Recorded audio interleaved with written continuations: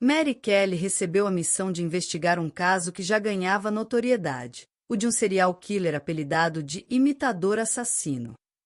Seu método brutal e específico de eliminar as vítimas deixava marcas inconfundíveis, um padrão que ele repetia sem falhas. Naquela manhã, ao lado do detetive Jake Doyle, Mary entrou na igreja onde a primeira vítima foi encontrada.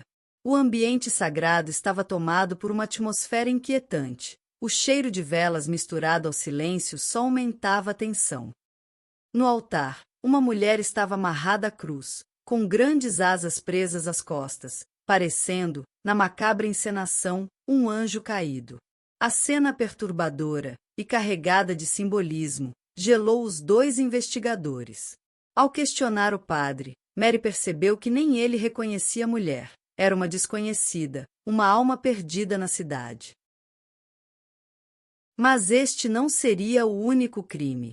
Nos dias seguintes, novos corpos foram encontrados em diferentes pontos da cidade, sempre seguindo o mesmo ritual sádico e meticuloso. Eram mulheres comuns, de perfis variados, mas mortas de forma idêntica.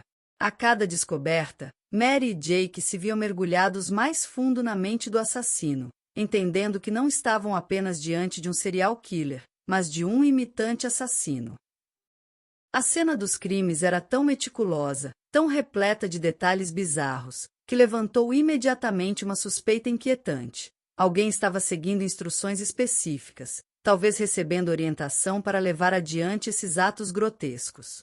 Mary e Jake, desconfiados, começaram a considerar uma hipótese sinistra. E se alguém estivesse imitando Arnaud Lefebvre, o notório serial killer apelidado de O Artista? Arnaud estava preso, cumprindo pena pelo sequestro e assassinato de 6 mulheres. Seus crimes passados eram assombrosos. Ele não apenas tirava vidas, mas transformava suas vítimas em esculturas perturbadoramente realistas.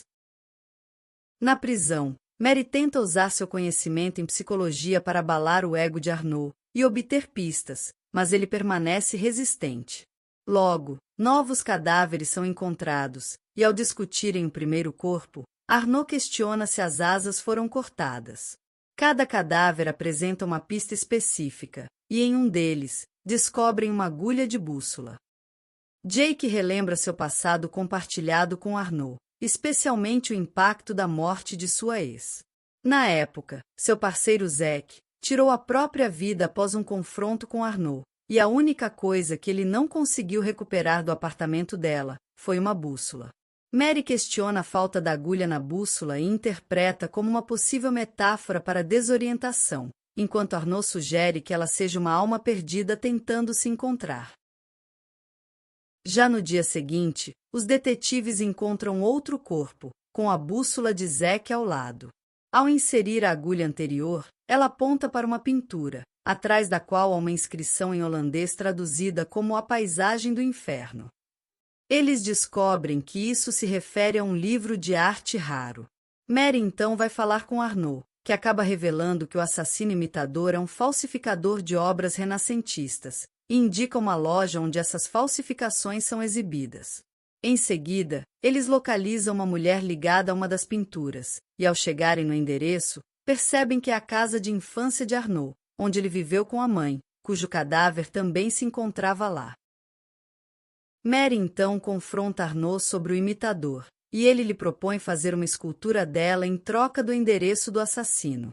Durante o processo, ele a leva a lembrar de eventos traumáticos com o pai, e a faz reviver episódios dolorosos do passado. Após torturá-la, ele finalmente entrega a escultura e o endereço do imitador. No entanto, ao chegar ao local com a polícia, Mary percebe que não há nada suspeito. Ela foi usada como isca. Ao recordar a conversa, ela abre a cabeça da escultura e encontra um endereço escrito ali. Mary e Jake chegam à casa e descobrem uma parede coberta com fotos e informações pessoais sobre ela. Jake sai para chamar reforços, mas, enquanto espera, Mary ouve a voz de uma mulher e vai ao seu encontro. Ela alerta que o assassino ainda está presente. Ao procurar o responsável, Mary percebe que o assassino é, na verdade, Jake. Durante a conversa, ela compreende que Jake está possuído por Arnaud, que o manipula para realizar os assassinatos. Mais tarde, conclui-se que Jake sofria de uma psicose de identidade, desencadeada pelo incidente inicial envolvendo a morte de Zack. Desde então, ele acreditava ser o artista. Após a conclusão do caso, Mary acaba matando Arnaud, envenenando a ponta do lápis que ele costumava morder ao criar suas artes.